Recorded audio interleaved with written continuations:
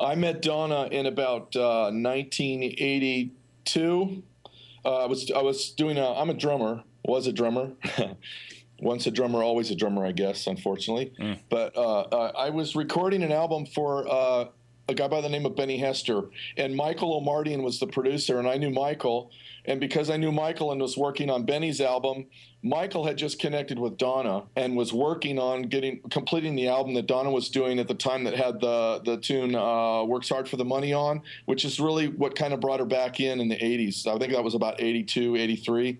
And so that's where I met Donna. Now, Michael O'Mardian, of course, a Christian artist in his own right, and he produced a whole Yeah. lot of, probably better known now as a producer than anything else. I think he had a lot of great albums myself, but he was producing a regular album for her at that time. Was she a believer at that point in Christ?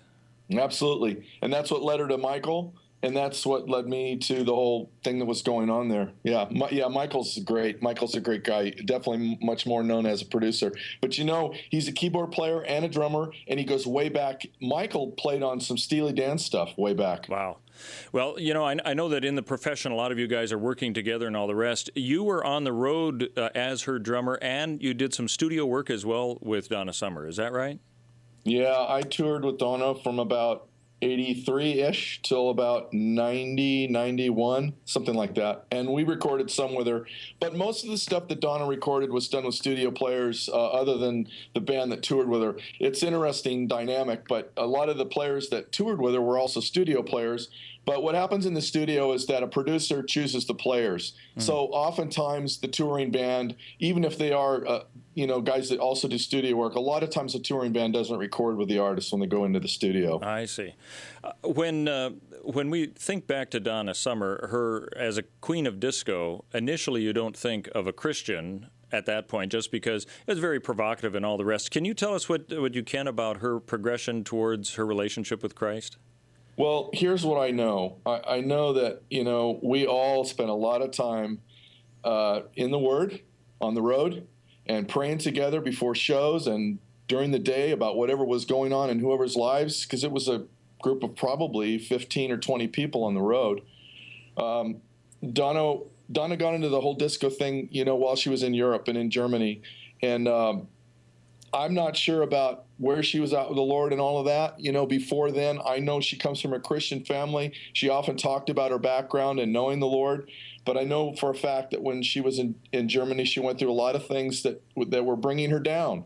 And she met the Lord shortly thereafter. And there's no doubt in my mind that Donna was into the Word and loved the Lord. And I can tell you for sure she was someone who did not compromise her beliefs in her show. Some of the lyrics and stuff people could question, whatever, that was the past. As an artist, you kind of have to do what you did and you continue your career. That's a part of it.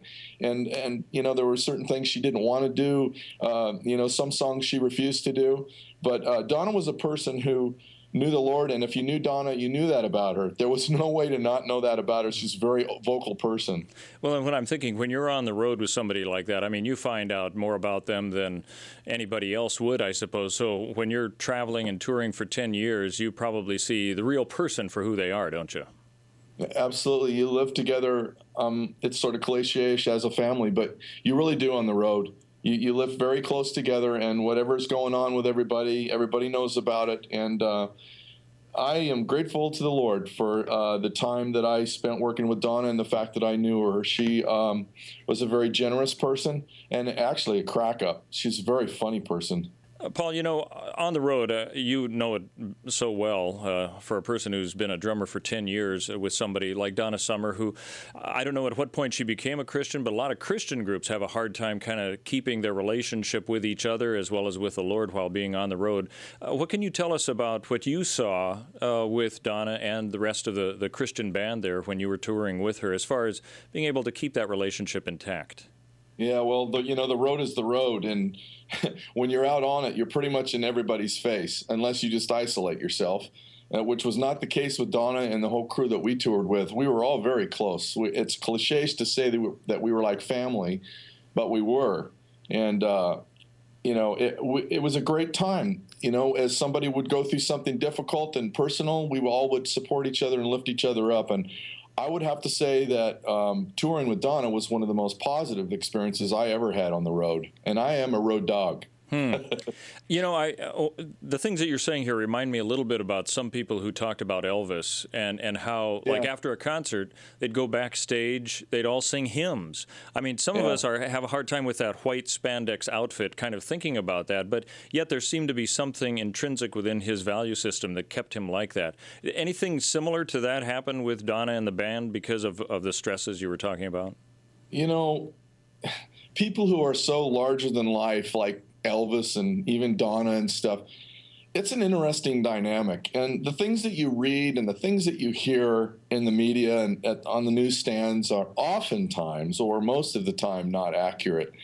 That's my personal perspective from my experience. And we absolutely had times of prayer and times of singing and times where we were upset with each other or we didn't like what Donna was going to do or a call she made, but we respected her because she was the boss, and we knew that deep down under all the stuff of the road that she loved us and she was looking out for us. She was a very generous person, and as far as fellowship time and getting in the Word and stuff, she pretty much insisted that that happened, and so it did.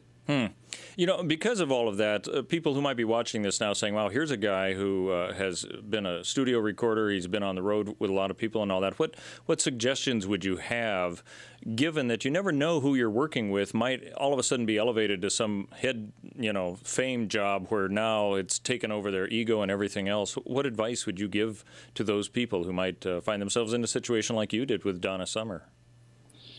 Like musicians, Yeah, singers? right. Yeah. The thing is that I came up watching people who I admired musically and fortunately spiritually even. And sometimes those things are separated out, but they really shouldn't be. And I've had the privilege to know a lot of really great players who absolutely knew the Lord and were grounded. And so because I saw that, I understood early on that, there's always somebody better than you. So don't think you're so great. Look to the Lord, be grateful for the place he's put you in, and stay humble. Seek God, stay humble. What is it that I should be doing right now? What is it that God wants me to be doing right now? Why did he put me here? Why am I in this position? Whatever it is, whether it be something really cool or something maybe not so cool from our own perspective. So I guess what I'm saying is if I could strive to be anything, it would be humble and grateful to the Lord. Let me just finally ask you, as you think back to Donna Summer, there will be a lot of tributes. We'll be hearing a lot of her music and all the rest. For you who knew her, how are you going to remember her? What comes to mind? This word grateful keeps coming up because some of us were frustrated at times about certain things on the road, and I'm kind of feeling a little guilty, to be honest with you, about some things that I would complain about that really didn't matter in the end. I'm going to think about how grateful I am that I knew her, that God put me in the position of being with her and working with her. This chick had some chops. I remember the very first time that I showed up on a sound stage to play with, it was like this mass audition and stuff, but although it was sort of rigged, because she wanted who Michael wanted to be in the band. But we did the call, and the first time she sang, I just about fell off my drum stool. I couldn't believe how she could project and the fullness and the range that she had.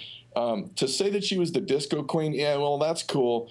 But this woman had so much more going on for her than just the disco thing. I was blown away by it. So I think really, back to your question, I'm going to think about the really warm times that we had together, the exciting times on stage, the times of spiritual connection with the Lord backstage, before and after, of getting into the Word and praying, the times of having great conversations with people on the road that weren't necessarily believers. That was all afforded to me because God put me there. And so when I'm going to think about Donna, I'm going to think about all of that and what came along with the opportunities that came along with being associated with her whole thing.